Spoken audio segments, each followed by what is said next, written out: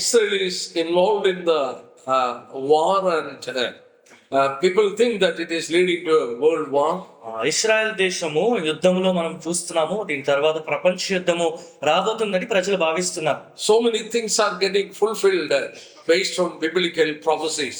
బైబిల్లో ఉన్న ప్రవచనములు ఎన్నో నెరవేర్చబడుట మనం చూస్తున్నాం. Since I have few more sessions, maybe another 6 or 7 sessions, I will start today to understand some of the basic truths. సుమారుగా 6-7 తరగతులు మనకు ఉండబోతున్నాయి కనుక ఈ రోజు కొన్ని ప్రాథమిక సత్యములు మీ ముందు నేను ఉంచాలని భావిస్తున్నాను. So we will be able to understand it very clearly later on. ముందున్నర దినముల్లోని స్పష్టముగా మనకి అర్థమవడానికి ఇది మనకి తోడు. Not only that, it is being recorded so that you can hear it again. అంత మాత్రమే కాదు, ఇది రికార్డ్ చేయబడుతుంది కనుక తర్వాత కూడా మీరు వీటిని వినొచ్చు. So without wasting any time, we are coming into that topic. కనుక సమయాన్ని వ్యర్థం చేయకుండా మన అంశంలోకి మనం వద్దాం. We know Old Testament 39 books. పాత నిబంధనలో 39 పుస్తకములు ఉన్నాయి. Out of this 39 books, 17 books are historical books. ఈ 39 పుస్తకంలో 17 పుస్తకములు చారిత్రకమైనవని మనం చూస్తున్నాం. 17 books are prophetical books. అందులో 17 ప్రవచనాత్మకమైనవని కూడా మనం చూస్తున్నాం. And 5 books are poetical books. 5 కీర్తనలు వంటివని మనం చూస్తున్నాం. So we have 39 books in the Old Testament. కనుక పాత నిబంధనలో 39 గ్రంథములు మనం చూస్తున్నాం. And when we come to the New Testament, క్రొత్త నిబంధనకు మనం వచ్చినప్పుడు out of 27 books, we have one book, book of Revelation, full prophetical truth. 27 పుస్తకంలో కేవలం ఒక పుస్తకం అనగా ప్రకటన గ్రంథము ప్రవచన సత్యములతో నిండి ఉంది. So total in the Bible you find 18 prophetical books. కనుక బైబిల్ అంతట్లో ప్రవచనాత్మకమైన గ్రంథములు 18 మనం చూడగలుగుతున్నాం. Not only prophecy is told in this 18 books, but God has revealed this prophetical truths in other parts also. ఈ 18 పుస్తకములో మాత్రమే ప్రవచనలు ప్రకటింపబడినట్లుగా కాదు కానీ ఇతర పుస్తకములో కూడా మనం కొన్ని విషయాలు చూడగలుగుతున్నాం. Almost 30% of the Bible, when it was written in prophetical words. Bible గ్రంథము రచింపబడినప్పుడు అందులో 30% వరకు ప్రవచనాత్మకమైన అంశములు మనం చూడగలుగుతున్నాం. So if there is so much of prophecy in the Bible, కనుక బైబిల్ గ్రంథంలో అంత ప్రవచనం ఉన్నప్పుడు what is this prophecy? ఈ ప్రవచనం అనగానేమి? And many people don't heed to these prophetical words. ఎంతో మంది ఈ ప్రవచనాత్మకమైన విషయముల పట్ల వారి శ్రద్ధ చూపించరు. But we need to understand it because we are living in a special time in the history. కానీ చరిత్రలోని ఒక ప్రత్యేకమైన ఘట్టంలో మనం జీవించున్నాం గనక ఈ విషయంలో మనం అర్థం చేసుకోవాలి. What is this biblical prophecies? Bible గ్రంథంలోనే ప్రవచనాలు ఏంటి? God has a timetable for the future.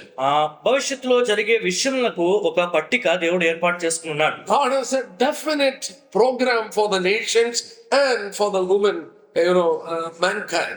దేశములన్నిటికీ సమస్త మానవాళి కొరకు కూడా ఒక ప్రత్యేకమైన ఒక ప్రణాళిక దేవుడు రచించుకుని ఉన్నారు. Through that program, he is going to bring his ultimate purpose. ఈ ప్రణాళిక అంతటి ద్వారా ఆయన చిత్తముని ఆయన నెరవేర్చబోతున్నారు. Prophecies, if you can tell, it is simply the revealed will of God concerning the future. ప్రవచనంలో అనగా భవిష్యత్ విషయంలో దేవుని చిత్తము ప్రకటింపబడుట అని మనము సులభంగా చెప్పవచ్చు. As I have told you, almost 30% of Bible was written in prophetical words. ముందుగా చెప్పినట్లుగా బైబిల్ గ్రంథంలో 30% వరకు మనం ప్రవచనాత్మకమైన వాక్యంలే చూస్తున్నాం. God wanted his people to understand that. తన ప్రజలు ఈ విషయం అర్థం చేసుకోవాలని దేవుడు ఆశించాడు. So when you study these prophetical words, కనుక ఈ ప్రవచనాత్మకమైన వాక్యములు మీరు చదివినప్పుడు you can understand a living God working in history slowly. ఒక సజీవమైన దేవుడు చరిత్రలోని నిదానంగా ఆయన చేస్తున్న కార్యం గురించి మీరు అర్థం చేసుకోగలుగుతారు. You see the hand of God moving in the history. చరిత్రలో దేవుని హస్తము కదిలించబడుట మీరు చూడగలుగుతారు. You will understand that nothing is happening accidentally in this world. ఏది కూడా ఈ ప్రపంచంలో అకస్మాత్తుగా జరగట్లేదనే విషయాన్ని మీరు గ్రహించగలుగుతారు. Every event that is happening in this world and happen, there is a purpose for God. ఈ లోకంలో జరుగుతున్న ప్రతి సంఘటన, జరిగిపోయిన ప్రతి సంఘటనలో దేవుని ఉద్దేశం మనం చూడగలుగుతాం. He is sitting in his throne and he is ruling everything on this earth. ఆయన సింహాసనం మీద ఆసీనుడై ఉండి ప్రపంచంలో జరిగిన అంతయు కూడా ఆయన అధికారము మనం చూస్తున్నాం. Not only he has foretold about this things. ఈ విషయాల గురించి ముందుగా ఆయన ప్రవచించడం మాత్రమే కాదు కానీ When you come to Jeremiah chapter 1 and verses 20, I think. ఇర్మీయా గ్రంథము 1వ అధ్యాయము 12వ వచనంలో ఈ మాట మనం చూస్తున్నాం. God is always in control of the events. దేవుడు ఎల్లప్పుడూ కూడా జరుగుతున్న సంఘటనల మీద ఆయన అధికారం కలిగి ఉన్నాడు. We and the Lord has asked us, watch. దేవుడు మనల్ని కనిపెట్టుము అని అక్కడ ఒక మాట చెప్తున్నారు. Whenever the Lord spoke about the prophetical events, ఆ దేవుడు ఎప్పుడైనా సరే ప్రవచనాత్మకమైన విషయముల గురించి మాట్లాడినప్పుడు the Lord has given us a duty. Watch and pray. దేవుడు మనకు ఒక బాధ్యత ఇచ్చారు. మీరు కనిపెట్టి ప్రార్థన చేయాలి. What is the meaning of watching? కనిపెట్టుట అంటే దాని అర్థం ఏంటి? We should need to be alert to the events happening around us. జరుగుతున్న సంఘటనల విషయంలో మనం చాలా జాగ్రత్త వహించి ఉండాలి. We need to be alert to what is happening in the world. మన చుట్టూ ఏమి జరుగుతున్న విషయాల గురించి మనం జాగ్రత్త కలిగి ఉండాలి. So we need to be reading and understanding the world events. కనుక ప్రపంచంలో జరుగుతున్న సంఘటనలు మనము చదువుతూ వాటిని గ్రహిస్తూ ఉండగలగాలి. That's what I told you. We are living in an exciting time. అందుకే నేను చెప్పాను, మనం ఉంటున్న సమయం ఎంతో ఆసక్తికరమైన సమయంలో మనం ఉన్నాం. As we watch over the events, జరుగుతున్న సంఘటనలన్నింటినీ మనం చూస్తుండగా we find that things are happening exactly as the biblical prophecies has already foretold. బైబిల్లోని ప్రవచనంలో చెప్పబడినట్లుగానే జరుగుతున్నట్లు మనం గమనించగలం. You know, in Revelation chapter 1 and 1, ప్రకటన గ్రంథము 1వ అధ్యాయం 1వ వచనం మనం చూస్తున్నాం. God gave it to John in order to show to his servants. తన దాసులకు ఈ సంఘటనలు సంభవించబో సంఘటనలు చూపించుటకు యోహానుకు ఇచ్చినట్లుగా మనం చూస్తున్నాం. Who are his servants? ఆయన దాసులు ఎవరు? We are his servants. మనం ఆయన దాసులము. The Lord wanted his servants to understand this. తన దాసులు ఈ విషయంలో గ్రహించాలని దేవుడు ఆశిస్తున్నాడు. Turn with me to the book of Amos chapter 3. చూడండి, ఆమోసు గ్రంథము 3వ అధ్యాయం మనం చూద్దాం. The Lord is speaking again concerning this. ఈ విషయముల గురించి దేవుడు మాట్లాడుతూ Chapter 3 and verses 7. ఆమోసు గ్రంథము 3వ అధ్యాయము 7వ వచనము. Surely the Lord God does nothing unless he reveal his secret to his servants the prophets. తన సేవకులైన ప్రవక్తలకు తాను సంకల్పించిన దాన్ని బయలుపరచకుండా ప్రభువైన యెహోవా ఏమీయూ చేయడు. There you read that Lord will not do anything unless he reveals his to his prophets, his servants. తన ప్రవక్తలకు తన దాసులకు సంకల్పించిన దాన్ని బయలుపరచకుండా యెహోవా ఏమీయూ చేయడు అని మనం చూస్తున్నాం. Before destroying Sodom and Gomorrah, సొదొమ గొమొర్రాని నశింపజేసే ముందు the Lord, we read in Genesis, how can I hide it from my friend Abraham? ఆదికాండంలో యెహోవా దేవుడు చెప్తున్న మాట, నా స్నేహితుడైన అబ్రహాము నుంచి ఈ విషయం ఎలాగ దాచగలను? Why should he reveal it to Abraham? ఆయన అబ్రహామునకు అది ఎందుకు He బయలుపరచాలి? wanted to reveal to his people. తన ప్రజలకు ఆయన బయలుపరచను ఉద్దేశించారు. Here we read, unless he reveals his secret to his prophets, the servants, he will not do anything. ఈ వాక్య భాగాలు మనం చదివినప్పుడు తన సేవకులైన ప్రవక్తలకు తాను బయలుపరచకుండా ఆయన ఏమీ చేయడు అని మనం చదువుతున్నాం. Through the prophet Daniel, ఆ ప్రవక్త అయిన దానియేలు ద్వారా about the world events the Lord has spoken. ఈ లోకంలో జరుగుతున్న సంఘటనల గురించి ఆయన మాట్లాడారు. The empires that has come in this world and what are going to come also. ఎటువంటి సామ్రాజ్యములు ఈ లోకంలో వచ్చే ఎటువంటి రాబోతున్న విషయాలు దేవుడు Then చర్చించారు. he spoke in chapter 12. 12వ అధ్యాయంలో ఆయన మాట్లాడుతూ He told in verses 9 and 10, 9-10 వచనాలు గాని మనం చూసుకున్నట్లయితే, none of the wicked will understand, but the wise will understand. దుష్టులు ఈ విషయాన్ని అర్థం చేసుకోరు కానీ జ్ఞానుల ఈ విషయాన్ని గ్రహిస్తారని దేవుడు చెప్తున్నాడు. The people of the world will think that things are just happening as it is. ఈ లోకంలో ఉన్న ప్రజలు ఏదో అలాగే సాగిపోతే అన్ని విషయాలు జరుగుతున్నాయని వారు భావిస్తుంటారు. But his people will understand. కానీ తన ప్రజలకు ఏమర్థం? We can understand it differently from the people of this world. ఈ ప్రజలు ఈ లోక ప్రజల కన్నా వ్యత్యాసం కలిగి ఈ విషయంలో మనం అర్థం చేసుకోగలము. One of the duty of the Holy Spirit, పరిశుద్ధాత్మ దేవుని యొక్క బాధ్యత, the Lord told in John's Gospel, యోహాను సువార్తలో ప్రభు మాటల్లో మనం చూస్తున్నాం. when he will come, he will teach you the things to come. ఆయన వచ్చినప్పుడు జరగబో విషయం గురించి ఆయన మీకు బోధపరుస్తాడని మనం చూస్తున్నాం. So the Holy Spirit is teaching us about the things to come. కనుక రానున్న విషయముల గురించి పరిశుద్ధాత్మ దేవుడు మనకు నేర్పించడం మనం చూడగలుగుతున్నాం. We who have the Spirit of God can understand these things. దేవుని ఆత్మతో నింపబడిన మనము ఈ విషయములను గ్రహించగలము. I want to tell one more thing. మరొక విషయము నేను మీ ముందుంచాలనుకుంటున్నాను. I always take that verse whenever I speak on this topic. ఈ అంశముల మీద నేను మాట్లాడినప్పుడల్లా ఒక వాక్యంని నేను ఎప్పుడు ప్రస్తావిస్తూ ఉంటాను. The Lord is challenging other gods to prove that you are gods. మీరు దేవుళ్ళు అని మీరు రుజువు చేసుకోండి అని ఇతర దేవతలకు దేవుడు సవాలు విసురుతున్నట్లుగా మనం చూస్తున్నాం. Do you know how is he challenging? ఆయన ఎలాగ సవాలు విసురుతున్నాడో మీకు తెలుసా? Turn to Isaiah chapter 41. యెషయా గ్రంథము చూడండి, యెషయా గ్రంథము 41వ అధ్యాయము.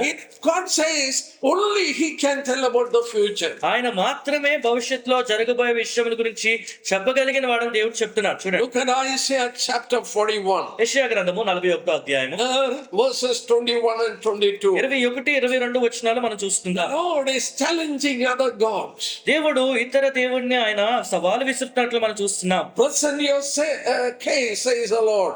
Bring forth your strong reason, says the King of Jacob. 21వ వచనం మనం చూస్తున్నాం. వ్యాజ్యమాడుడని యెహోవా అనుచున్నాడు, మీ రుజువు చూపించడని యాకోబు రాజు చెప్పుచున్నాడు. Let them bring forth and show us what will happen. జరగబోవు వాటిని విశదపరిచి మా ఇంతట తెలియజెప్పుడి. And last part of verse 22. 22వ అధ్యాయం ఆఖరి భాగం మనం చూస్తాం. Oh, declare to us things to come, show the things that are to come hereafter, that we may know that you are gods. మీరు దేవుళ్ళని నిరూపించుకునేలాగిన వాటిని మాకు తెలియజెప్పుడి అని ఆఖరి భాగంలో మనం చూసుకుంటున్నాం. Declare to us what will happen in order to show that you are God. మీరు దేవుళ్ళని రుజువు పరుచుకున్నటకు రాబో సంఘటనల గురించి మీరు చెప్పుడి అని సవాలు విసురుట ఇక్కడ మనం చూస్తున్నాం. What does it mean? దీని అర్థం ఏంటి? In other words, God says only he can foretell about the future. మరో మాటలో చెప్పాలంటే భవిష్యత్తులో జరగబోయే సంఘటనల గురించి దేవుడు మాత్రమే చెప్పగలని దేవుడు రుజువు పరుస్తున్నాడు. We know the last book was penned down around 2000 years back. ఇంకా ఆఖరి పుస్తకము 2000 సంవత్సరాల క్రితము And లిఖింపబడింది the things తెలుసు. that is happening today, ఈ రోజు జరుగుతున్న సంఘటనలు exactly as it is happening, ఖచ్చితంగా ఎలాగైతే జరుగుతున్నాయో you can tell about 2000 years back or 2500 years back. ఇక్కడ జరగబోయే సంఘటనలు 2000, 2500 సంవత్సరాల క్రితము అంత ఖచ్చితంగా ఎవరు చెప్పగలరు? Only an eternal God can tell. కేవలము నిత్యుడైన దేవుడు మాత్రమే ఈ విషయంలో And చెప్పగలడు. that is the reason we read in the Bible his name is Jehovah. ఆ కారణం చేతనే బైబిల్లో ఆయన పేరు యెహోవా అని మనం చదువుతున్నాం. The word Jehovah means like eternally existing one. యెహోవా అనగా నిత్యుడైన వాడు అని మనం చూస్తున్నాం. He is an eternal God. ఆయన నిత్యుడైన దేవుడు. He is beyond time. ఆయన సమయమునకు మించి ఉన్నవాడు. Nothing is hidden before him. ఆయన ఎదుట ఏమీ కూడా మరుగుపరచలేదు. We human beings, we have limitation of time. మానవులైన మనము సమయ పరిధుల్లో ఉంటాం. We cannot tell about the future. ఆ జరగబోయే విషయం గురించి మనం చెప్పలేం. God knows about the future. కానీ దేవునికి భవిష్యత్ జ్ఞానం ఉంది. That is the reason you find things happening in the world today is told by God, and he has foretold it thousands and thousands years of back. ఆ కారణం చేతన ఈ రోజు లోకంలో జరుగుతున్న సంఘటనలన్నీ కొన్ని వేల సంవత్సరాల క్రితము బైబిల్ గ్రంథంలో దేవుడు మనకు బయలుపరిచినట్లుగా చూస్తున్నాం. Biblical prophecies are God's fingerprint in the Bible. Bible గ్రంథంలో ఉన్న ప్రవచనములు అది దేవుని యొక్క వేలు ముద్రలుగా మనం చెప్పవచ్చు. Proves that this is God's word. ఇది దేవుని వాక్యం అనేది రుజువుపరుస్తుంది. That is the reason you don't find prophecies in any other book in the world. అందుచేతనే ఈ ప్రపంచంలో మీరు ఏ పుస్తకమైనా తీసుకోండి, అందులో ప్రవచనములు మనకు కనిపించట్లేదు. So as we analyze and study this prophecy, కనుక ఈ ప్రవచనముల గురించి మనము ధ్యానించి చదివినప్పుడు keep it in mind there are 3 lines of prophecy in the Bible. ప్రవచనములోని 3 వేర్వేరు భాగములుగా మనం 3 గీతలు మనం చెప్పొచ్చు. Turn with me to 1 Corinthians chapter 10. కొరింథీయులకు రాసిన మొదటి పత్రిక 10వ అధ్యాయము. God has divided mankind into 3 groups. దేవుడు సమస్త మానవాళిని 3 భాగములుగా 3 గుంపులుగా విభజించినట్లు మనం చూస్తున్నాం. 1 Corinthians chapter 10 కొరింథీయులకు రాసిన మొదటి పత్రిక 10వ and అధ్యాయం verses 32. 32వ వచనం మనం Give చూస్తున్నాం. no offense either to the Jew or to the Greeks or to the church of God. యూదులకైనను గ్రీసు దేశస్థులకైనను దేవుని సంఘములకైనను. Have you noted that? There are 3 kinds of people. అక్కడ మనుషుల్లోని 3 గుంపులుగా విభజింపబడినట్లు మీరు గమనిస్తున్నారు. Jews, అక్కడ యూదులు ఉన్నారు, Gentiles, అన్యజనులు ఉన్నారు, and the church of God. దేవుని సంఘము. In the Old Testament time, after Abraham was called, there has been only 2 kind of people. పాత నిబంధన గ్రంథంలో అబ్రహాము పిలువబడిన తర్వాత 2 గుంపుల ప్రజల్ని మాత్రమే మనం చూస్తున్నాం. Either Jews or Gentiles. యూదులు, అన్యజనులు. Those who are not Jews, they are known as Gentiles. యూదులు కాని వారిని అన్యజనులని సంబోధించేవారు. But in the New Testament times, కానీ క్రొత్త నిబంధన దినముల్లో God started to call people from Jews and Gentiles, and they are known as the church of God. యూదుల నుంచి అన్యజనుల నుంచి దేవుడు కొంతమందిని పిలిచి ఏర్పరచుకున్నారు, వారిని దేవుని సంఘముగా పిలువబడుతున్నట్లు మనం చూస్తున్నాం. Keep it in mind, God has definite program in relation to the Jews, to the Gentiles, and in relation to the church of God. ఈ విషయాన్ని మీరు మనసులో ఉంచుకోండి. ప్రతి ఒక్క గుంపు, యూదులైనా అన్యజనులైనా సంఘములకైనా ఒక ప్రత్యేకమైన ఖచ్చితమైన ప్రణాళిక దేవుడు కలిగి ఉన్నాడు. We need to understand this prophecies belongs to which group. చెప్పబడుతున్న ప్రవచనములు ఏ గుంపుకి సంబంధించినవని మనం అర్థం Most చేసుకోవాలి. of the prophecies you find in Bible is in relation to the nation of Israel. Bible గ్రంథంలో అత్యధికమైన ప్రవచనములు ఇజ్రాయెల్ దేశంలోకి సంబంధించినవే మనం చూస్తున్నాం. Why? ఎందుకు? They are the center of the biblical prophecy. Bible ప్రవచనంలోని వారు కేంద్రముగా ఉన్నారు. For example, ఉదాహరణకి take Bible.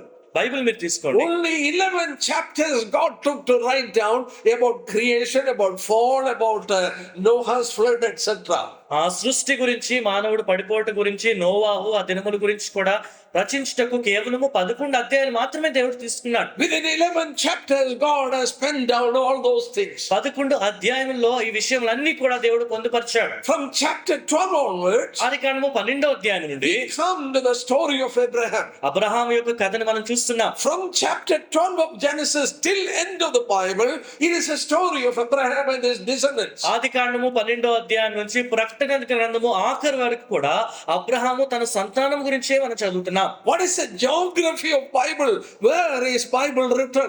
బైబిల్ గ్రంథం యొక్క పట్టము ఎక్కడ బైబిల్ రాయబడిన The land in Bible is actually Israel.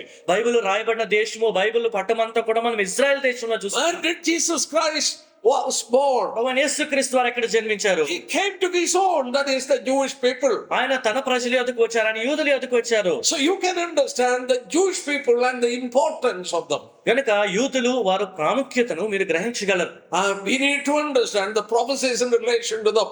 వారికి సంబంధించిన ప్రవచనములు మనం అర్థం చేసుకోవాలి. Unless we understand the prophecies in relation to them, we will not be able to understand or analyze biblical prophecies. యూదులకు సంబంధించిన ప్రవచనములు మనం అర్థం చేసుకున్నంత వరకు బైబిల్ గ్రంథములో ప్రవచనములు గ్రహించడం మనకి కష్టమే. Some have asked me whether God has any partiality to have chosen these people or showing a favoritism to these people. ఆ దేవుడు ఇజ్రాయెల్ ప్రజల్ని ఏర్పాటు చేసుకున్నాడు కదా, ఇజ్రాయెల్ ప్రజల పట్ల దేవుడు పక్షపాతం చూపిస్తున్నాడు అని కొంతమంది నన్ను అడిగారు. Even we feel whether he has a partiality to show some kindness and speciality to these people. మనకు కూడా కొన్నిసార్లు అనిపిస్తుంది ఇజ్రాయెల్ ప్రజలకు దేవుడు పక్షపాతం చూపిస్తున్నారా, వీళ్ళు ప్రత్యేకంగా దేవుడు భావిస్తున్నాడని మనకు అనిపిస్తుంది. Why did God chose this nation as a special people? దేవుడు ఇజ్రాయెల్ ప్రజల్ని ఒక ప్రత్యేకమైన జనముగా ఎందుకు ఏర్పరచుకున్నాడు? We need to go back to the history. చరిత్రలోనికి మనం వెళ్ళాలి. God created man. దేవుడు మానవుని సృష్టించాడు. Man was created in his own image. మానవుడు ఆయన స్వరూపంలో ఆయన సృష్టించాడు. We read in Genesis 2:7. ఆదికాండము 2వ అధ్యాయం 7వ వచనం మనం చూస్తాం. He breathed his, breath into the nostril and man became a living soul. ఆయన శ్వాసను మానవుడిలో ఊదట ద్వారా తనలో ఆత్మ కలిగినట్టు, ప్రాణం కలిగినట్టు మనం చూస్తున్నాం. One Jewish historian wrote like this. ఒక యూదుడైన ఒక చరిత్రుడు I have the book and I have read it. ఆ పుస్తకం నేను చదివాను. He told that it can be translated as when God breathed into his nostril, man became a speaking soul. దాన్ని మనము ఎలాగా అనువదించవచ్చు అంటే, దేవుడు శ్వాసను మానవుడు నాసిక రంధ్రంలోకి ఊదినప్పుడు తను మాట్లాడగలిగాడు అని దాన్ని మనం అనువదించుకోవచ్చు అని చెప్పారు. Man is the only created being who can speak one another. సృష్టింపబడిన వాటిలోని మాట్లాడగలిగిన వాడు మానవుడు మాత్రమే. Why? ఎందుకు? How? ఎలా? Man's creation you find in Genesis is a special creation. మానవుడి యొక్క సృష్టి ఆది కాండములో ఎంతో ప్రత్యేకమైన సృష్టిగా మనం చూస్తాం. Animals and birds and creatures and fishes, when God has told to be created, it was created by his word. పక్షులు, జంతువులు, ఇతర జీవరాశులన్నీ కూడా దేవుని మాట చొప్పున అవి సృష్టింపబడ్డాయి. But not about man. కానీ మానవుడి విషయంలో అలా కాదు. His hand made him out of clay. ఆయన తన చేతితోనే మట్టితోనే ఆయన సృజించాడు. He breathed into his nostrils his own, spirit. దేవుడు తన శ్వాసను, తన ప్రాణమును ఆయన నాసిక రంధ్రంలోకి ఊదినట్లు మనం He became a different creation. ఆయన ఒక నూతన సృష్టిగా ఆయన చేయబడ్డాడు. And man is the only created being where he has spirit inside. మానవుడికి మాత్రమే జీవాత్మ ఉంటుందని మనం చూస్తున్నాం. What is the spirit? ఈ ఆత్మ అనగానేమి? We want to read 2 verses from the Bible. Bible గ్రంథం నుంచి 2 వాక్యములు మనం చదువుకుందాం. First we will read from the book of Job. Job. యోబు గ్రంథం నుంచి మొదట మనం When చదువుకుందాం. you come to Job chapter 32, యోబు గ్రంథము 32వ అధ్యాయము verses 8, 8వ వచనం మనం చూసుకుందాం. the Lord breathed his breath into the nostrils of man. యోబు గ్రంథము 32వ అధ్యాయం There is a spirit in man, and the breath of the Almighty gives him understanding. 32వ అధ్యాయం 8వ వచనం. అయినను నరులలో ఆత్మ ఒకటి ఉన్నది, సర్వశక్తుడగు దేవుని ఊపిరి వారికి వివేచన కలుగజేయును. There is a spirit in man. మానవుడిలోని ఒక ఆత్మ ఉన్నదని చూస్తున్నాం. Man is created in tripartite nature, three nature. మానవుడు ఆ 3 భాగములుగా చేయబడినట్లు మనం చూస్తున్నాం. He has a body. మనకు ఒక శరీరం ఉంటుంది, Inside the body there is a soul. శరీరంలో ఒక ప్రాణం ఉంటుంది, And along the soul there is a spirit. ప్రాణంతో పాటు ఆత్మ కూడా ఉంటుంది. Look at that. Always in the English Bible, that spirit is in smallest. English బైబిల్లో మీరు ఎప్పుడైనా స్పిరిట్ అనే పదము చూసినప్పుడు మానవుడి ఆత్మ స్పిరిట్ అది స్మాల్ లెటర్ లో రాయబడినట్లు That చూడొచ్చు. is the spirit of man. అది మానవుడి ఆత్మ. Whenever the Holy Spirit is mentioned, it will be capital S. పరిశుద్ధాత్మ గురించి మాట్లాడినప్పుడు అది పెద్ద అక్షరం మనం చూడొచ్చు. Let us look here. The spirit of man, the breath of the Almighty gives him understanding. సర్వశక్తుడకు దేవుని ఊపిరి వారికి వివేచన కలుగజేయును. No other creation in this world has this understanding. ఈ లోకములో ఇంకే సృష్టిలో కూడా ఈ వివేచన ఉండదు. Why only man pray and why he is fearing God? కేవలం మానవుడు మాత్రమే ప్రార్థన చేస్తున్న, మానవుడు మాత్రమే You భయపడుతున్నాడు. don't find any animal coming to a temple or a church. ఆ జంతువులు ఎప్పుడూ కూడా ఇలాగా ఆరాధన స్థలంలోకి వెళ్తున్నట్టు మనం But చూడలేదు. every corner of the world, man is always conscious of God. కానీ ప్రపంచం నలుమూలలా మనుష్యుడు దేవుని యొక్క భయం కలిగి It ఉంటాడు. is because of the breath of the Almighty in him, that is the spirit.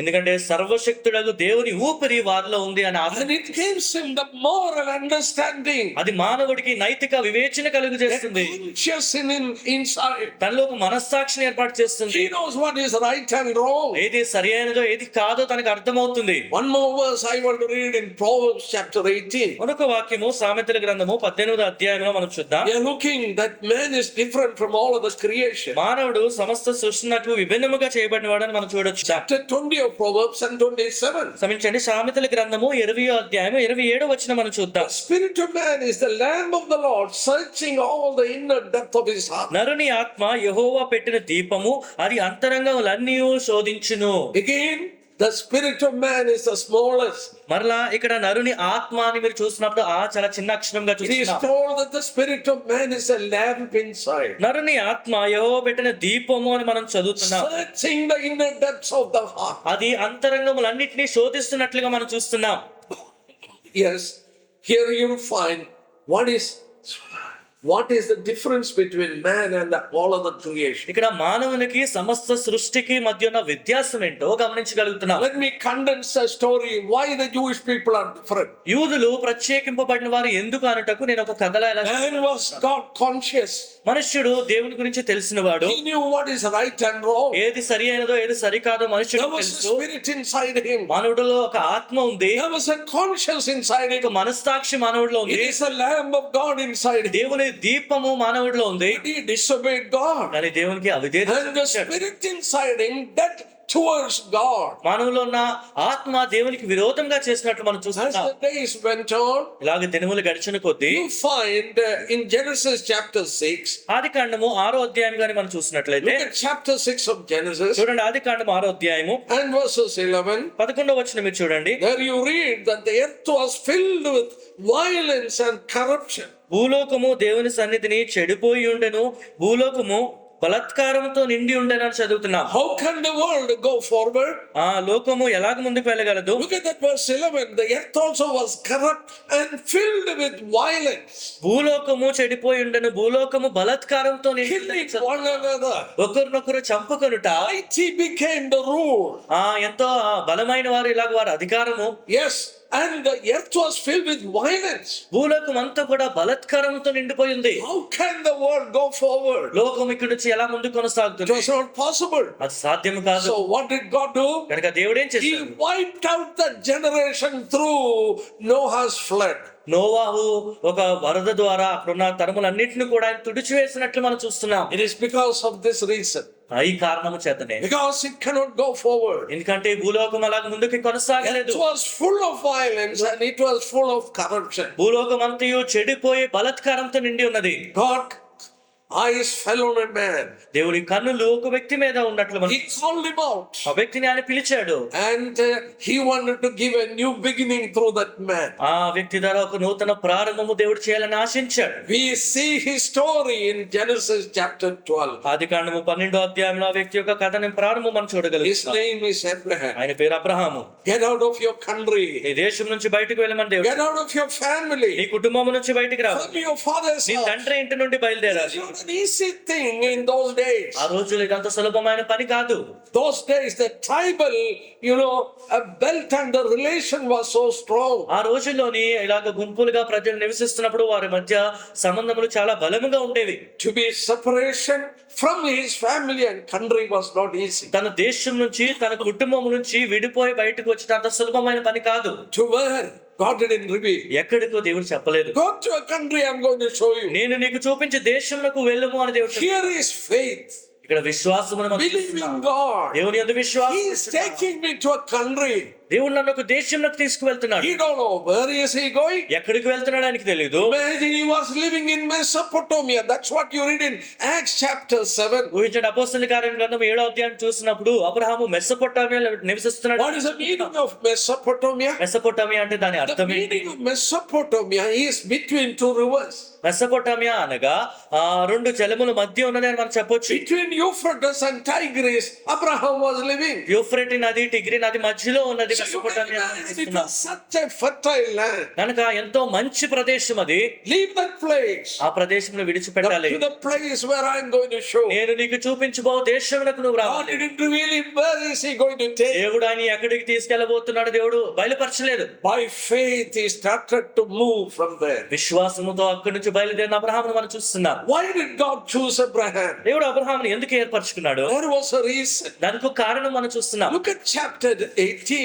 చూడండి 18వ అధ్యాయం, Chapter 18 of Genesis, ఆదికాండము 18వ అధ్యాయము verses 17 onwards. We need to read. We will read only 19. 17 నుంచి మనం కిందకి చదవాలి. 19వ వాక్యం ఒకటి మనం Verse 8, చూస్తున్నాం. we read, to Abraham God says, surely you will become a great and mighty nation. Abraham నిశ్చయముగా బలము గల గొప్ప జనమగును అని మనం చూస్తున్నాం. All the earth will be blessed through you.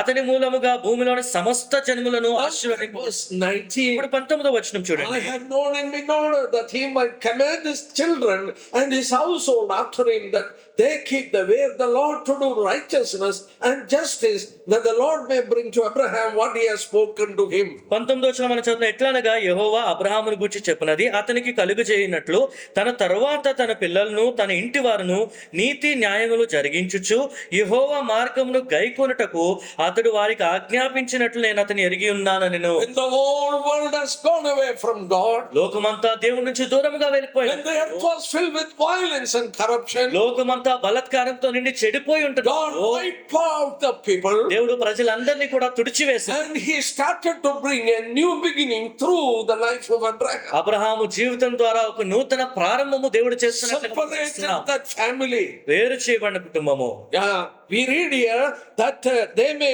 keep the ways of the Lord to do righteousness and justice. నీతి న్యాయములు జరిగించుచు యెహోవా మార్గమును గైకొనుటకు అని మనం చదువుతున్నాం. The Lord purposed that they should be a witness for him. వీరు దేవుని కొరకు ఒక సాక్షిగా ఉండాలని దేవుని ఉద్దేశము. Then we go to Isaiah chapter 43. యెషయా గ్రంథము 43వ అధ్యాయం. The purpose of selecting Jewish people. యూదులను ఏర్పరచుకున్నటకు గల ఉద్దేశము. So far they have not fulfilled it. Only one time we find in the scripture. ఇది కేవలం ఒకసారి మాత్రమే ఇలాగ మనము లేఖనాల్లో చూడగలుగుతున్నాం. Isaiah 43 యెషయా గ్రంథము 43వ అధ్యాయం and verses 10. 10వ వచనం చూడండి. There you read like this. అక్కడ మనం ఇలా చదువుతున్నాం. And you are my witnesses, says the Lord, మీరు నాకు సాక్షులు అని దేవుడు చెప్తున్నాడు. and my servant. మీరు నా దాసులు అని ఆయన You are my చెప్తున్నాడు. witness. నా సేవకుడును నా సాక్షులు అని ఆయన చెప్తున్నాడు. Today, we are the witnesses of the Lord, but those days God chose them to be witness for him. ఈ రోజు మనము దేవునికి సాక్షులుగా ఉన్నాము గాని ఆ దినముల్లోని వారు దేవుని కొరకు సాక్షులుగా ఉండటకు దేవుడు వారిని ఏర్పరచుకున్నారు. You're my servant. నువ్వు నాకు సేవకుడు. In the last part of verse 12 also you read, ఆ 12వ వచనం ఆఖరి భాగం గాని మనం చూసుకున్నట్లయితే, "You are my witnesses." నేనే దేవుడు, మీరే నాకు సాక్షులు. Again you read in chapter 44, 44వ అధ్యాయంలో మనం చూస్తున్నప్పుడు verses 8. 8వ వచనం చూడండి. Read of verse 8. "You are my witnesses." మీరే నాకు సాక్షులు అని దేవుడు You చెప్తున్నాడు. know, there was a people known as Jewish people. కనుక యూదులు అని పిలువబడుతున్న ప్రజలు ఉన్నారు. That is the only country where God has appeared as to a nation. దేవుడు ఒక జనాంగమునకు ప్రత్యక్షపరచబడుట కేవలం ఆ దేశానికి మాత్రమే దేవుడు When చూపించాడు. they came out of Egypt, వారు ఐగుప్తు నుంచి బయటకు at వచ్చారు. the foot of Sinai, Sinai పర్వతం వద్ద God came down from heaven. దేవుడు పరలోకం నుంచి దిగి వచ్చాడు. He showed himself, he appeared to them as a nation, that he is a true and living God. తను తాను వారికి బయలుపరుచుకుని ఆయనే నిజమైన సజీవుడైన దేవుడు అని వారికి చూపించాడు. And God chosen them as his witness. దేవుడు వారిని సాక్షులుగా ఏర్పరచుకున్నాడు. I have noted down certain things, why these people are chosen and selected. వీరు ఎందుకు ఏర్పరచబడిన వారని దీని కొరకు కొన్ని విషయంలో నేను You లిఖించుకున్నాను. know, they were chosen to write the scriptures. వారు లేఖనములు లిఖించుటకు ఏర్పరచబడిన You వారు. know, Paul himself is asking a question in Romans chapter 3. అపోస్తలుడైన పౌలు స్వయంగా రోమీయులకు రాసిన పత్రిక 3వ అధ్యాయంలో ఒక ప్రశ్న అడుగుతున్నట్లుగా చూస్తున్నాం. What is the advantage of a Jew? ఒక యూదుడిగా ఉండటం వలన ఏమి ఉపయోగం అని అడుగుతున్నాడు. And Paul himself answers, పౌలే దానికి జవాబు కూడా ఇస్తున్నట్లు మనం చూస్తున్నాం. chiefly the oracles of God was given to them.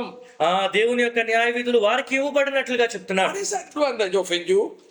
యూదుడిగా ఉండుట, There you read that much in every way, chiefly because to them were committed the oracles of God. యూదులుగా ఉండటం వలన లాభము ఏంటి అంటే దేవుని కట్టడలు వారికి ఇవ్వబడినట్లుగా మనం చూస్తున్నాం. Who gave us this Bible? ఈ బైబిల్ గ్రంథం మనకి ఎవరు ఇచ్చారు? Who wrote the Old Testament? పాత నిబంధన ఎవరు రాశారు? All the books in the Old Testament was written down by Jewish people. పాత నిబంధనలో ఉన్న పుస్తకములు అన్ని కూడా యూదులు రచించినవే. All the books in the New Testament except author Luke, everything is written by Jewish people. లూకు రాసిన పుస్తకంలో తప్పించి మిగతా అన్ని కూడా యూదులు రచించినట్లుగా మనం చూస్తున్నాం. కొత్త నిబంధనలో God has handed over his word to them.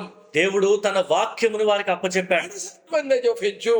ఒక యూదుడిగా ఉండటం వల్ల లాభం ఏంటి? Why did God choose them? దేవుడు వారిని ఎందుకు ఏర్పరచుకున్నాడు? Not only that, అంత మాత్రమే కాదు, you read it in Deuteronomy chapter 6 and verses 4. ద్వితీయోపదేశ కాండము 6వ అధ్యాయము 4వ వచనంలో కూడా మాట మనం చూస్తున్నాం. Hear, Israel.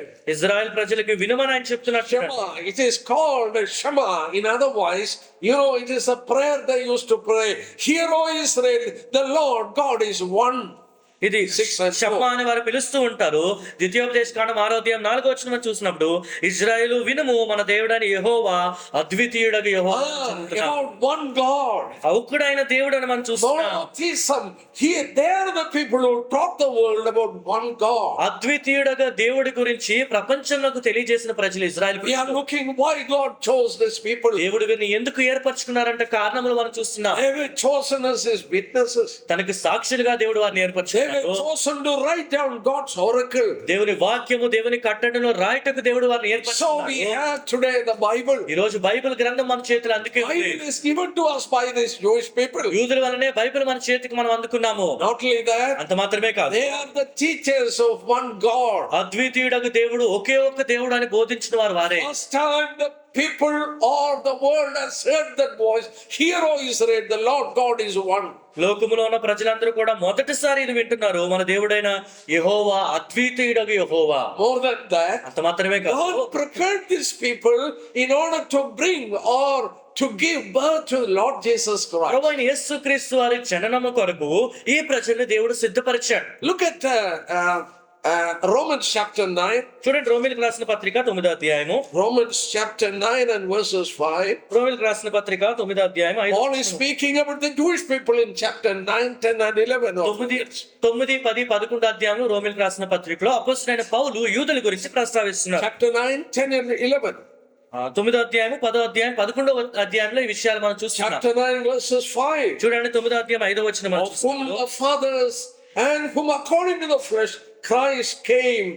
Yes, Christ according to the flesh came through these people. పితరులు వీరి వారు, శరీరమును బట్టి క్రీస్తు వీరిలో పుట్టెను అని మనం చదువుతున్నాం. When you come to Isaiah chapter 9 యెషయా గ్రంథము 9వ అధ్యాయంలోకి మనం వచ్చినప్పుడు verses 6, ఆరో వచనం మనం చూసినప్పుడు Unto us a son is given. మన కొరకు కుమారుడు అనుగ్రహింపబడిన మనం చదువుతున్నాం. Unto us is a plural, that is to the nation of Israel.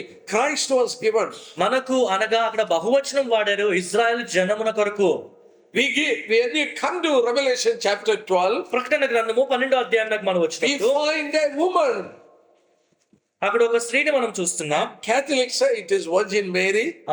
Catholics లాగా ఆమె మరియం అని చెప్తారు. There you find she gave birth to a child, male child who has to rule the whole world. కానీ ఆమె ఒక శిశువునకు జన్మమిచ్చి ఆయన లోకమును ఏలాలని మనం చూస్తున్నాం. It is the nation of Israel who gave birth to the nation. Sorry, Lord Jesus అది Christ. Israel జనాంగము వారు ప్రభువైన యేసుక్రీస్తు అన్న జన్మనిచ్చారు. According to the flesh, he came through them. ఆ శరీరముగా మనం చూసినప్పుడు వారి ద్వారా ఆయన వచ్చారు. Unto us a son is given. మన కొరకు కుమారుడు So అనుగ్రహించబడును. why God has chosen, this Jewish people? కనుక దేవుడు యూదుల్ని ఎందుకు ఏర్పరచుకున్నాడో ఇక్కడ మీరు చూడండి. So something has happened. కనుక ఏదో సంభవించిందని మనం God చూస్తున్నాం. chose them with a special purpose. ఒక ప్రత్యేకమైన ఉద్దేశంతో దేవుడు వారిని పిలుచుకున్నాడు. And the Lord told Abraham, go to a place where I am going to show you. నేను నీకు చెప్పబో దేశంలోకి నీ వెళ్ళాలని అబ్రహామునకు దేవుడు చెప్తున్నట్లుగా చూస్తున్నాం. See, that place was not revealed to ఆ Abraham. ప్రదేశము అబ్రహామునకు ముందుగా బయలుపరచబడలేదు. But which is that place? కానీ ఆ ప్రదేశం ఏంటో మీకు తెలుసా? It was in the heart of God. అది దేవుని హృదయంలో ఉన్న ప్రదేశము.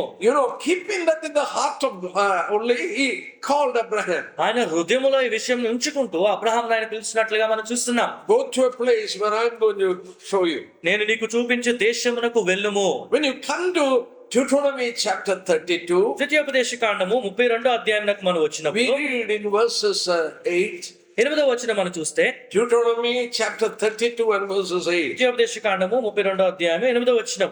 And there you read that when the Most High divided the inheritance to the nations, when he separated the sons of Adam, he set the boundaries of the people according to the number of the children of Israel. For the Lord's portion is his people, Jacob is the place of his inheritance. 8-9 వచనాలు మనం చూస్తున్నప్పుడు మహోన్నతుడు జన్ములకు వారి స్వాస్థ్యములు విభాగించినప్పుడు, నరజాతులను ప్రత్యేకించినప్పుడు, ఇజ్రాయేలీల లెక్కను బట్టి ప్రజలకు సరిహద్దులు నియమించెను.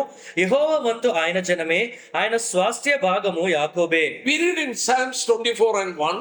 24వ కీర్తన మొదటి వచనం మనం చూస్తే, The earth is the Lord's and everything in it.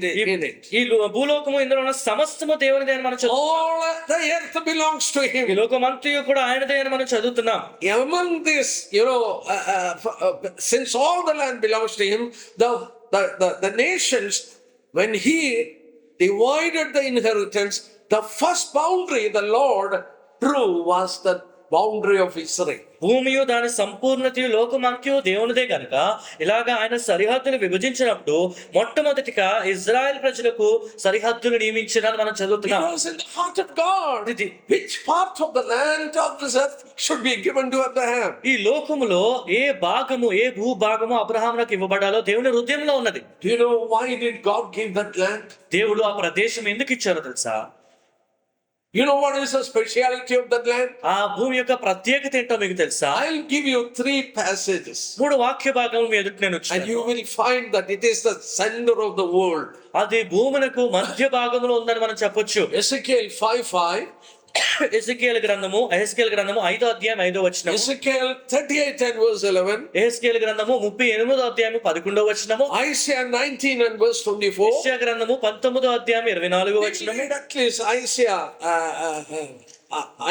19. యెషయా గ్రంథము 19వ అధ్యాయం నుంచి ఆ This వాక్య is భాగం the మనం time when చూద్దాం. the Lord is going to come down to rule this world. దేవుడు ఈ లోకంని ఏలుటకు ఆయన రాబోచున్నాడు. Chapter 19 of Isaiah, యెషయా గ్రంథము 19వ అధ్యాయము verses 24. 24వ వచనం In చూడండి. that day Israel will be one of 3 with Egypt and Assyria, a blessing in the midst of the land. ఆ దినమున ఐగుప్తు అష్షూరీయులతో కూడా ఇశ్రాయేలు 3వ జనమై భూమి మీద ఆశీర్వాద కారణముగా నుండును. It is written there, no? No, not in your translation. Telugu తర్జమాలో ఇది భూమి మీద అనే మాట మనం చూస్తున్నాం. Look at Ezekiel 5:5. ఎహెస్కేలు గ్రంథము 5వ అధ్యాయం 5వ వచనం మనం There చూద్దాం. it is written, అక్కడ ఎలా రాయబడి ఉంది? they live in the center of the world.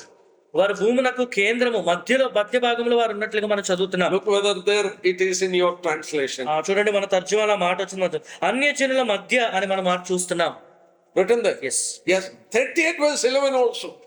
హెస్కేలు గ్రంథం 5వ అధ్యాయం 5వ వచనంలో అన్య జనుల మధ్య అనే మాట They are living in the midst of the world. 38వ అధ్యాయము 11వ వచనంలో కూడా ఆ మాట మనం చూడగలుగుతాం. Why did God give this land, middle part of the land, to the nation of Israel? ఈ అన్ని జనులు ఈ లోకమంతటి మధ్య ఇశ్రాయేల్ ప్రజల్ని దేవుడు ఎందుకు ఉంచారు? Since they are the witness of God, వారు ఆయనకి సాక్షులు గనుక God wanted to them dwell there, and from there the light of God should be shown to the four corners of the world. వారు అక్కడ నివసిస్తూ దేవుని వెలుగు ప్రపంచం నలుమూలలా కూడా వెలగాలని దేవుడు He ఆశిస్తున్నాడు. wanted them to be a light in the middle of the world. వారు లోకము మధ్యన వెలుగుగా ఉండాలని And ఆశించాడు. that land is known as the land bridge.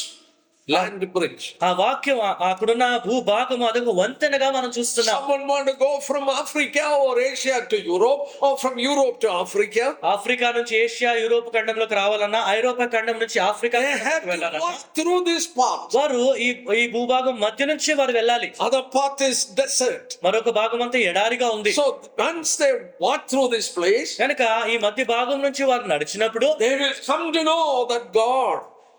ఆ దేవుని వారు తెలుసుకోగలుగుతారు. You know, in the olden days, పాత దినముల్లో in Matthew 12, Jesus says, the Queen of Sheba, she has come from the farthest end of the world. మత్తయి సువార్త 12వ అధ్యాయంలో షేబారాని ఆ లోకము ఒక అంచు నుంచి ఆమె వచ్చినట్లుగా ప్రభు ప్రస్తావిస్తున్నారు. How did she come from the farthest end of the world? ఆ ఒక మూల భాగం నుంచి ఆమె ఎలాగ వచ్చింది? As the merchants of her country traveled to that place, they understood about this king and his God. తన దేశంలో ఉన్న ధనికులు ఈ భాగము గుండా ప్రయాణం చేస్తున్నప్పుడు ఈ రాజు గురించి, దేవుని గురించి వారు తెలుసుకోగలిగారు. She came there to, examine it whether true.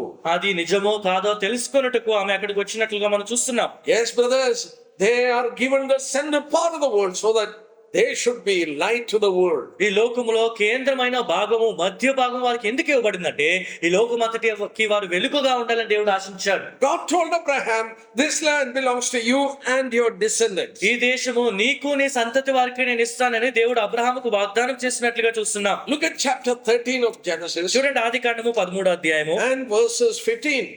15వ వచనం మనం చూద్దాం. For all the land which you see, I give to you and your descendants forever. ఆదికాండము 13వ అధ్యాయం 15వ వచనం మనం చూసినప్పుడు, నీవు చూచుచున్న ఈ దేశం అంతటిని నీకును నీ సంతానమునకును సదాకాలము ఇచ్చెదను. We read in verse 12, Abraham dwelt in Canaan. 12వ వచనంలో అబ్రాము కనానులో నివసించును అని మనం Canaan is a name given to the land of Israel. Israel దేశమునకు ఇవ్వబడిన పేరు కనాను. All the land to you and your ఈ descendants. భూమి, ఈ ప్రదేశం అంతయు నీకును నీ సంతానమునకు ఇచ్చేదని దేవుడు చెప్పాడు. But there is a problem. కానీ ఇక్కడ ఒక సమస్య ఉంది. Arabs are also descendants of Abraham. ఆ అరబులు కూడా వారు అబ్రహాము సంతానమే.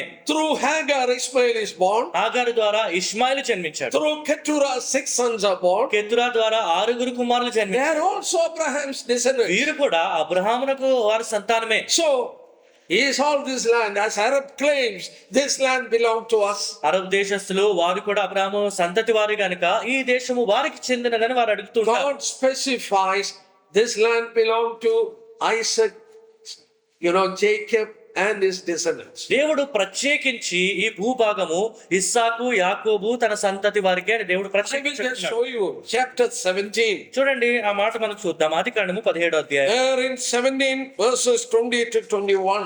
20-21 వచనాలు మనం చూస్తున్నప్పుడు, And as for Ishmael, I have heard you, behold, I will bless him and make him fruitful and multiply, and he shall beget 12 princes.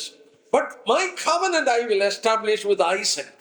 మొదట ఇష్మాయిల్ గురించి ఆ మాటలు మనం చూస్తూ 21వ వచనంలో, అయితే ఇస్సాకుతో నా నిబంధనను స్థిరపరచదనని చెప్పాను అని మనం చూస్తున్నాం. Look at chapter 26 of Genesis. అది ఆదికాండము 26వ అధ్యాయం చూడండి.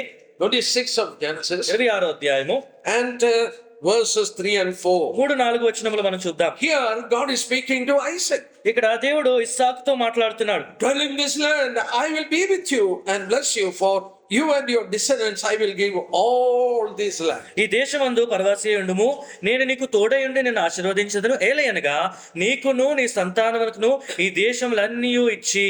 Another problem. మరొక సమస్య, Isaac had two sons, Jacob and Esau. ఇస్సాకుకు ఇద్దరు కుమారులు ఉన్నారు, యాకోబు ఏశావు. So even Esau has got this. కనుక ఏశావు కూడా ఈ ఆశీర్వాదం వచ్చింది. No, turn to chapter 35. కానీ చూడండి 35వ అధ్యాయము, Genesis chapter 35 ఆదికాండం 35వ అధ్యాయము and verses 11 and 12. 11, 12 వచనాలు మనం చూద్దాం. There you read specifying God is speaking to Jacob. Look at verse 1. He is speaking to Jacob. ప్రత్యేకించి యాకోబుతో దేవుడు మాట్లాడుతున్నట్లుగా 35వ అధ్యాయం మొదటి వచనంలో మనం చూస్తాం. Verses 12, the land which I gave Abraham and Isaac I give to you and to your descendants after you I will give this land. 12వ వచనం చూసినప్పుడు స్పష్టంగా దేవుడు చెప్తున్నాడు, నేను అబ్రహామునకును ఇస్సాకునకును ఇచ్చిన దేశము నీకిచ్చెదను, నీ తర్వాత నీ సంతానమునకు ఈ దేశమునిచ్చెదనని అతనితో చెప్పెను. God is specifying that. దేవుడు ప్రత్యేకించే మాట చెప్తున్నాడు. And you find the three names of this patriarchs in Psalms 105. 105వ కీర్తనలో వీరి ముగ్గురు పేర్లు మనం చూడగలుగుతున్నాం. It is a very important passage. చాలా ముఖ్యమైన వాక్య భాగం అది. Look at Psalm 105, 105వ Keerthana verses 7 onwards. 7వ వచనం నుంచి మనం చూసుకుంటే, He is the Lord our God. ఆయన మన దేవుడైన యెహోవా. Verse 8, He remembers His covenant forever. 8వ వచనంలో మనం చూస్తున్నాం, ఆయన నిబంధన ఆయన ఎన్నటికీ గుర్తుంచుకునేవాడు. Verses 9, the covenant which He made with Abraham and His oath to Isaac and confirmed it to Jacob for a statute, to Israel is an everlasting covenant. 8, 9 వచనాలు మనం చూసినప్పుడు అబ్రహాముతో తాను చేసిన నిబంధనను, ఇస్సాకుతో తాను చేసిన ప్రమాణమును అని మనం చూస్తున్నాం. తర్వాత కిందకి మనం వచ్చినప్పుడు 11వ వచనంలో యాకోబును అని మనం చూస్తున్నాం. You find the three fathers or patriarchs named here. ముగ్గురు ఇశ్రాయేలు ప్రజలకు ఉన్న ముగ్గురు పితరుల పేర్లు ఇక్కడ మా ప్రస్తావన మనం చూడగలుగుతున్నాం. Clearly Abraham, Isaac and Jacob. Abraham, Isaac, యాకోబులు. But which is the place and what is the border of this place? కానీ ఈ ప్రదేశం ఎక్కడ ఉంది, దీని సరిహద్దులేవి? Abraham was speaking with God. Abraham దేవునితో మాట్లాడుతున్నాడు. I don't have children. నాకు సంతానము లేరు. The servant who is born in my family, he is going to be the heir. నా కుటుంబంలో జన్మించిన దాసుడు తనే నా స్వాస్థ్యం నాకు రాబోవాడని చెప్తున్నాడు. God told no. అయితే దేవుడు అలా కాదని చెప్తున్నాడు. Your descendants who is born from you, he is going to have this land. నీ ద్వారా కలిగిన సంతానమునకే ఈ దేశము, ఈ ప్రదేశం ఇచ్చేదని దేవుడు స్పష్టంగా Abraham. Do you know how did God give that assurance to Abraham? దేవుడు నిశ్చయముగా ఈ విషయాన్ని అబ్రహామునకు ఎలా ఇచ్చారో మీకు తెలుసా? God told Abraham to take 5 different sacrificial animals. 5 రకములైన బలి అర్పించే జంతువులను తీసుకోవాలని దేవుడు అబ్రహామునకు సూచించినట్లుగా మనం చూస్తున్నాం. You read it in verses 9. ఆదికాండము 15వ అధ్యాయంలో మాట మనం చూస్తున్నాం. 5 different sacrifices. 15వ అధ్యాయం 9వ వచనం నుంచి మనము 5 రకములైన బలులు మనం The చూస్తున్నాం. Lord asked to cleave it.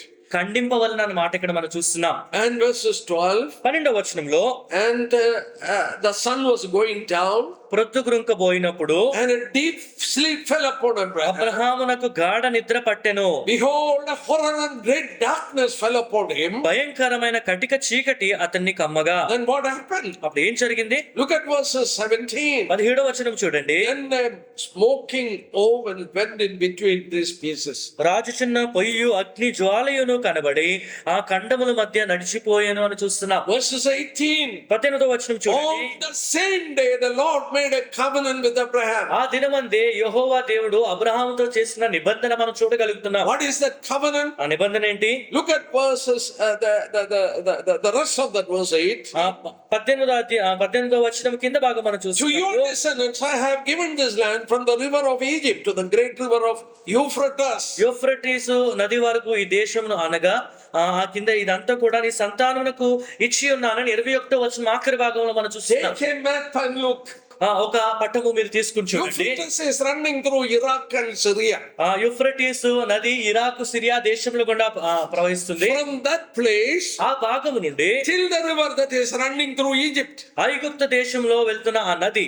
Egypt, river Nile is flowing. ఐగుప్తు దేశంలో ప్రవహిస్తున్న నది నైలు నది అని మనకు తెలుసు. Between these two rivers, Euphrates నదికి నైలు నదికి మధ్యనున్న the భాగం. whole land belongs to you and your descendants. ఈ భూభాగం అంతయు నీకును నీ సంతతి వారికి ఇచ్చదనని దేవుడు చెప్తున్నాడు. Today there are land like Lebanon, ఈ రోజు లెబనాన్ మనం చూస్తున్నాం, సిరియా చూస్తున్నాం, Jordan, ఆ యోర్దాను చూస్తున్నాం, part of Saudi, ఆ సౌదీలో ఒక భాగం part చూస్తున్నాం, of Egypt.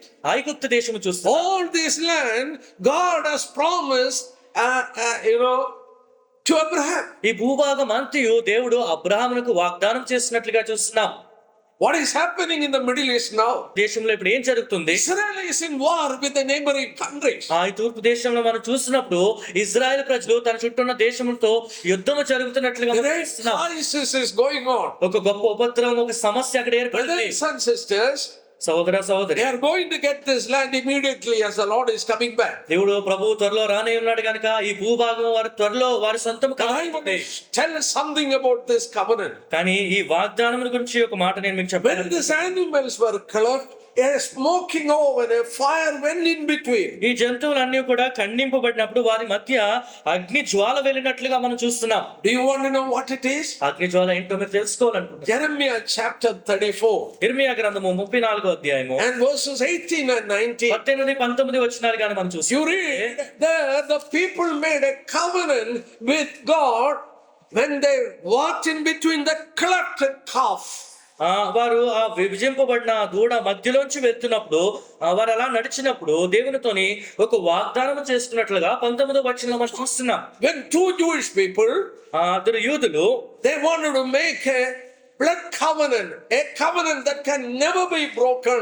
వారు రక్తంతో కూడిన ఒక నిబంధన, ఎన్నటికీ తొలగిపోని ఒక నిబంధన వారు చేయాలనుకున్నప్పుడు They will cleave an animal, ఒక దూడని వారు 2 భాగములుగా చేసి make it into 2 pieces. దాన్ని 2 భాగములు చేసి These 2 parties will walk in between. వీరిద్దరు కూడా దాని మధ్య నడుస్తారు. That is known as blood covenant. దాని రక్తంతో చేయబడిన ఒక నిబంధన మనం That can చూస్తున్నాం. never be broken even if they die. అది ఎన్నటికీ వారు మరణించినా అది అతిక్రమింపబడదని మనం చూస్తున్నాం. Here it is a same thing that happened in Genesis 15. అదే విషయము, అదే సంఘటన ఆదికాండము 15వ అధ్యాయంలో జరిగినట్లు మనం చూస్తున్నాం. God didn't make Abraham to walk. దేవుడు అబ్రహాముని వాటి మధ్య నడవనివ్వలేదు. God told you sit there. నువ్వు అక్కడ కూర్చొని ఉండు, I will walk in between and I will make a covenant. నేను వాటి మధ్య నడిచి నేను నిబంధన చేస్తానని దేవుడు It is చెప్తున్నాడు. God who made that blood covenant with Abraham. దేవుడు అబ్రహాముతో చేసుకున్న నిబంధన అది. He cannot change his word. ఆయన తన మాట తప్పని వాడు. And this covenant is in relation to the land. ఈ నిబంధన ఆ దేశం యొక్క భూభాగం గురించి సంబంధించినది. From the land of Egypt, a river of Egypt, till that Euphrates, the whole land belongs to you. ఐగుప్తు దేశంలో ప్రవహిస్తున్న నైల్ నది నుంచి పైన యూఫ్రటీస్ నది వరకు ఈ మధ్య భూభాగం అంతయు కూడా నేను నీకు ఇస్తున్నానని దేవుడు చెప్తున్నాడు. And this will happen. This will happen. ఇది జరగబోతున్నది. Whenever God remembers the covenant, దేవుడు ఈ నిబంధన జ్ఞాపకం చేసుకున్నప్పుడు you see the history is moving. చరిత్ర కదులుతున్నట్లుగా మీరు చూడగలుగుతున్నారు. I'll show you 2 events. 2 సంఘటనలు మీ ముందు నేను ఉంచుతాను. Israelites were slaves in Egypt. Israel ప్రజలు ఐగుప్తు దేశంలో వారు బానిసలుగా ఉన్నారు. They were crying to God. వారు దేవునికి వారు మొరపెట్టుచున్నారు. Look at chapter 6 of Exodus. చూడండి, నిర్గమకాండము 6వ అధ్యాయం మనం చూద్దాం. Verses 4 and 5. 4-5 వచనం మనం చూద్దాం. I have also established my covenant with them to give them this land. And verse 5. I have also heard the groaning of the children of Israel, whom the Egyptians keep in bondage. I have remembered my covenant. 4-5 వచనం మనం చదివినప్పుడు, ఇశ్రాయేలీయుల మూలుగును విని నా నిబంధనను జ్ఞాపకము చేసుకుని ఉన్నాను అని దేవుడు చెప్తున్నాడు. And the children of Israel cried in Egypt. ఇశ్రాయేలు ప్రజలు మొరపెట్టగా ఐగుప్తులో God heard the groaning of the people. దేవుడు వారి మూలుగులు విన్నట్లుగా మనం చూస్తున్నాం. And he remembered the covenant. తన నిబంధనను ఆయన జ్ఞాపకం చేసుకున్నాడు. We read in verses 6. 6వ వచనం మనం చూసినప్పుడు, He stretched his hand. తన చేయి చాస్తున్నాడు. A great king Pharaoh, గొప్ప రాజు అయిన ఫరోను మనం చూస్తాం. that empire itself was upside down. ఆ సామ్రాజ్యం అంతా కూడా And the history తలకిందులైపోయిన of the Middle East was changed. అక్కడ తూర్పు దేశంలో ఉన్న చరిత్ర అంతా కూడా మారిపోయినట్లుగా మనం చూస్తాం. All because God remembered the covenant he made with their forefathers. దేవుడు తన పితరులతో ఇశ్రాయేల్ ప్రజల పితరులతో చేసుకున్న నిబంధన జ్ఞాపకం చేసుకున్నాడు. There was no nation known as Israel for almost 2000 years. సుమారు 2000 సంవత్సరాల వరకు ఇజ్రాయెల్ అనే దేశము ఎక్కడ కనబడలేదు. AD 70 they were dispersed around the world. ఆ క్రీస్తు శకము 70వ సంవత్సరంలో వారు లోకమంతా కూడా It was impossible for them to come back. వారు తిరిగి అక్కడికి రావడము అసాధ్యం అని మనం చెప్పాలి. Why a nation of known as Israel in midst of 23 Islamic countries? 23 ముస్లిం దేశాల మధ్యలో ఉన్న ఇజ్రాయెల్ దేశం. All these 23 Islamic countries, they have been involved in war with ఈ Israel. 23 ఇస్లాం దేశాలు ఇజ్రాయెల్ దేశంతో యుద్ధంలో ఉన్నారు. They want to wipe out Israel. Israel ప్రజల్ని వారు తుడిచివేయాలనుకుంటున్నారు. Why God has brought them back in midst of these 23 Islamic countries? దేవుడు వారిని తిరిగి 23 మధ్య దేశముల మధ్యకి ఎందుకు తీసుకొచ్చాడు? Turn to Leviticus chapter 26. చూడండి లేవ్యకాండము 26వ అధ్యాయం మనం చూద్దాం. Leviticus 26. లేవ్యకాండము 26వ అధ్యాయము. There you find again అక్కడ మరలా ఈ మాట మనం చదువుతున్నాం. 41 and 42. 41 42 వచనములు మనం చూసినప్పుడు Chapter 26 and 41 and 42. లేవ్యకాండము 26వ అధ్యాయము 41 42 వచనములు. And that I also have walked contrary to them and have brought them into the land of their enemy. If they are uncircumcised, heart as humble, and accept their guilt, then I will remember my covenant with Jacob, my covenant with Isaac, my covenant with Abraham. I will remember the land. 41 42 వచనాలు మనం చూస్తున్నప్పుడు నేను తమకు విరోధముగా నడిచితననియో తమ శత్రువుల దేశంలోనికి తమను రప్పించిననియో ఒప్పుకొని ఎడల అని అది మనం కొనసాగించి కిందకు వచ్చినప్పుడు నేను యాకోబుతో చేసిన నా నిబంధనను జ్ఞాపకము చేసుకొందును, ఇస్సాకుతో చేసిన నా నిబంధనను నేను అబ్రహాముతో చేసిన నా నిబంధనను జ్ఞాపకము చేసుకొందును అని దేవుడు చెప్తున్నాడు. Around the world they were scattered. ఈ లోకమంతా కూడా వారు చెదిరిపోయారు. People around the world have persecuted and killed them. లోకంలో ఆయా ప్రదేశంలో ఉన్న వారు వారిని హింసించి వారిని హతమార్చారు. In the Hitler's gas chamber, around 60 lakhs of Jewish people were killed. Hitler సుమారుగా 60 లక్షల మంది యూదుల్ని హతమార్చాడు. 15 lakhs of children were killed. 15 లక్షల మంది పిల్లల్ని వారు హతమార్చారు. They cried, వారు ఎంతో మొరపెట్టారు. but they never had any strength to fight or war. కానీ తిరిగి వారు పోరాడుటకు వారి యొద్ద ఏ బలము సామర్థ్యం లేదు. Here it is written, కానీ ఇక్కడ మనం చూస్తున్నాం, if their uncircumcised heart is humbled, కానీ వారి హృదయం వారు ఒప్పుకొని ఎడల I will remember the covenant. వారిని నేను జ్ఞాపకం చేసుకుని వారి నిబంధన Oh, brothers and sisters, సహోదర సహోదరి, today you find a nation known as Israel. ఈ రోజు ఇజ్రాయెల్ అని పేరు కలిగిన ఒక దేశమును మనం చూడగలుగుతున్నాం. It's not accident. అది ఏదో అకస్మాత్తుగా వచ్చినది కాదు. You know, many years back, అనేక సంవత్సరముల క్రితం when they cried in Egypt, God remembered the covenant. ఐగుప్తు దేశంలో ఇజ్రాయెల్ ప్రజ మూలుగులు ఆయన విని ఆయన నిబంధన జ్ఞాపకం చేసుకున్నాడు. It is God who brought them back. దేవుడు వారిని తిరిగి రప్పించాడు. We are going to look into their present history tomorrow onwards. ప్రస్తుతము జరగబోతున్న చరిత్ర గురించి రేపటి నుంచి మనం I will show one more passage and I will stop. మరొక వాక్య భాగం మీ ముందు నేను ఉంచి నేను When you ముగిస్తాను. come to Ezekiel chapter 36, యెహెజ్కేలు గ్రంథం 36వ అధ్యాయంలోకి మనం when you read this chapter 36, 36వ అధ్యాయము you will find an interesting phrase repeated. ఒక ఆసక్తికరమైన వాక్యము సారి చెప్పబడటం. In chapter 36 of Ezekiel, యెహెజ్కేలు గ్రంథము 36వ అధ్యాయము 21 times you find the word God says, I will. నేను ఇలాగ చేయుదును అని 21 మార్లు 36వ అధ్యాయంలో మనం చూడగలుగుతాం. Take a pencil or pen and underline and count it. 21 times God says, I will. మీరు పెన్ను పెన్సిల్ తీసుకుని మీరు అలాగ అండర్లైన్ చేసి చూడండి. 21 సార్లు నేను చేయుదును అని దేవుడు చెప్తున్నాడు. I will read one verse. ఒక వాక్యం మనం చదువుతాం. Look at verse 24. 24వ వచనం చూడండి. I will take you from among the nations, gather you out of all the countries, bring you into your own land. నేను అన్యజనముల్లో నుండి మిమ్మల్ని తోడుకొని ఆయా దేశంలో నుండి సమకూర్చి మీ స్వదేశంలోనికి మిమ్ము రప్పించదను. We will look next day, tomorrow. రేపటి దినము ఈ విషయాలు మనం From చూస్తాం. 130 countries. 130 దేశముల నుండి, From 130 countries, 130 దేశముల నుండి Lord brought them back దేవుడు వారిని తిరిగి రప్పించినాడు into their own land. వారు ఉంటున్న ప్రదేశంలోకి. In దేవుడు midst of Islamic countries. Islam దేశముల మధ్యలోనికి I will do it. నేను చేయదును అని దేవుడు. And it is a doing of God. దేవుడు చేస్తున్న కార్యమే. Why is he doing it? ఆయన ఎందుకు చేస్తున్నాడు? He has a program with the church and he has a program with the nation of Israel. సంఘం కొరకు ఒక ప్రణాళిక ఆయన కలిగి ఉన్నాడు. ఇజ్రాయెల్ ప్రజల కొరకు ఒక ప్రణాళిక ఆయన కలిగి ఉన్నాడు. Once a church program is over, సంఘం యొక్క ప్రణాళిక we will be captured and taken up. మనం ఎత్తబడతాము. Then God has to deal with the nation of Israel. దాని తర్వాత దేవుడు ఇజ్రాయెల్ ప్రజల విషయం చూడబోతున్నాడు. God knows the program of the church is getting over.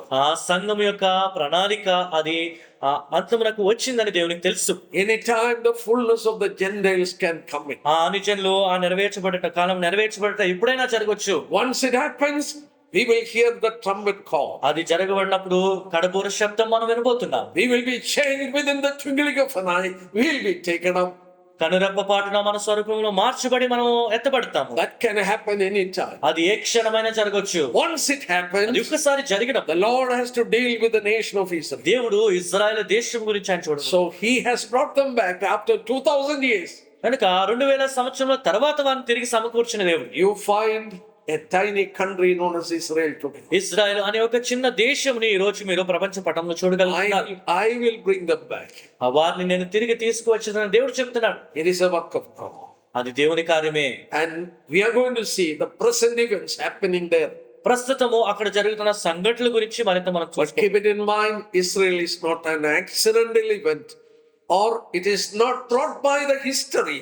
It is by the hand of God. అని ఒక విషయం మన మనసులో గుర్తుంచుకోవాలి. ఇజ్రాయెల్ దేశము ఆకస్మికంగా వచ్చిన దేశం కాదు, చరిత్రలో అది జరుగుకుంటూ వచ్చింది కాదు, కానీ దేవుని హస్తము మనం చూడాలి. No man can bring them back like this. మానవుడు ఎవరు కూడా వారిని తిరిగి ఇలాగ No సమకూర్చలేరు. man can take them from 130 countries. 130 దేశం నుంచి వారందరినీ తిరిగి మానవుడు సమకూర్చలేడు. It is a work of God. ఇది దేవుని కార్యమే. We need to understand. ఈ విషయం మనం గ్రహించాలి. We will see what is happening now and what will happen next. జరగబోతున్న విషయాలు, ఇప్పుడు జరుగుతున్న సంఘటన, జరగబో విషయముల గురించి మనం చూసుకుందాం. Thank you. Based on this, we will continue our study tomorrow.